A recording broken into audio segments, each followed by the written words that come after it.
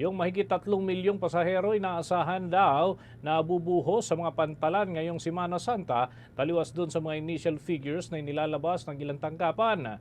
Zero maritime incidents sa pangunahing target ng Philippine Coast Guard sa Holy Week break. At ang kagawaran nagbabala naman sa mga drowning incidents at iba pang mga sitwasyon. May balita si Bombo Isa Cotoner. Inaasahang aabot sa mahigit 3 milyong pasahero ang babiyahe sa mga pantalan ngayong Semana Santa, ayon yan sa Philippine Coast Guard. Ayon kay Philippine Coast Guard spokesperson Commodore Noemi Cayabyab, tumaas ng 26% ang bilang ng mga pasahero simula Marso 28 kumpara sa kaparehong panahon noong nakaraang taon. Anya, kahit may pagtaas sa presyo ng langis at pamasahe, marami pa rin ang bumabiyahe dahil planado na ang kanilang bakasyon at mahaba ang holiday. Upang masiguro ang kaligtasan, nag-deploy ang Philippine Coast Guard ng 17,000 personnel sa buong bansa, kabilang ang rescue swimmers, medics at iba pang response teams. Nagka-heightened alert din ang kagawaran mula Marso 28 hanggang Abril 5 sa ilalim ng Oplan biyaheng ngayon sa Semana Santa 2026. Kasabayan ng inaasahang pagdagsa ng mga pasahero, lalo na sa mga susunod na araw. Kaugnay niyan, pakinggan natin ang tinig ni Philippine Coast Guard spokesperson Commodore Noemi Cayabyab. Yes, tama po kayo. Sapat naman po. Again, na-anticipate naman po natin yung magiging posibleng bilang na monitor natin ngayong taon. Kasi last year, we were able to monitor a total of 3 million inbound and outbound passengers. So yan po ang tinitingnan pa rin po natin bilang. Although no weekend, compared of last year, ay halos 26% po ang itinaas po ng pasahero na na-monitor po natin. So handang-handa po ang Philippine Coast Guard dito sa pakikipagtulungan na rin po ng iba't ibang ahensya.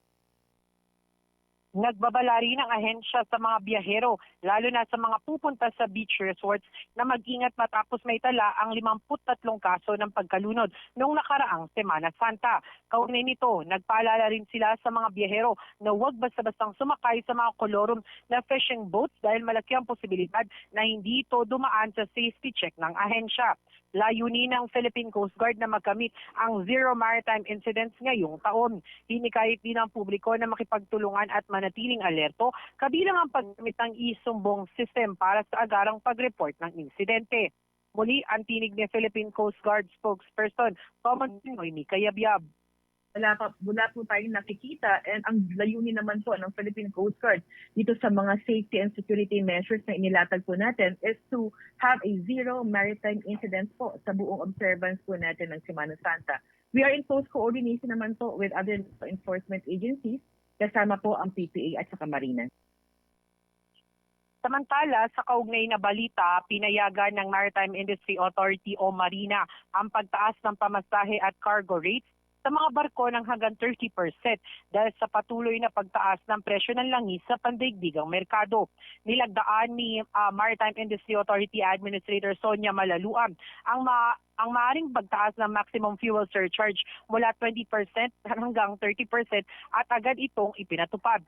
Saklaw ng kautusan ang lahat ng domestic shipping companies, ship owners at cargo operators sa buong bansa. Gayunman, nilimitahan sa 20% ang pagtaas para naman sa agricultural products at mga pangunahing bilihim upang hindi gaanong maapektuhan ang presyo ng pagkain. Ayon pa sa ahensya, kailangan munang magbigay ng abiso ang mga shipping company na hindi bababa sa 3 araw bago magpatupad ng taas pasahe. Dapat itong ipaalam sa publiko sa pamamagitan ng anunsyo sa pahayagan, mga pantalan o ticketing office o kanilang social media.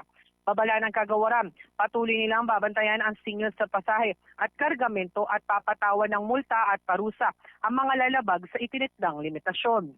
Mula sa lungsod ng Maynila, ito si Bombo Isa Cotoner and this is Bombo Radio Philippines.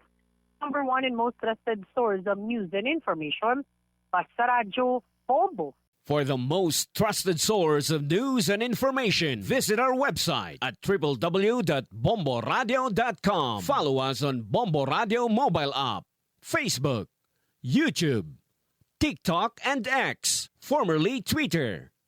Like, share, and stay connected. Anytime, anywhere.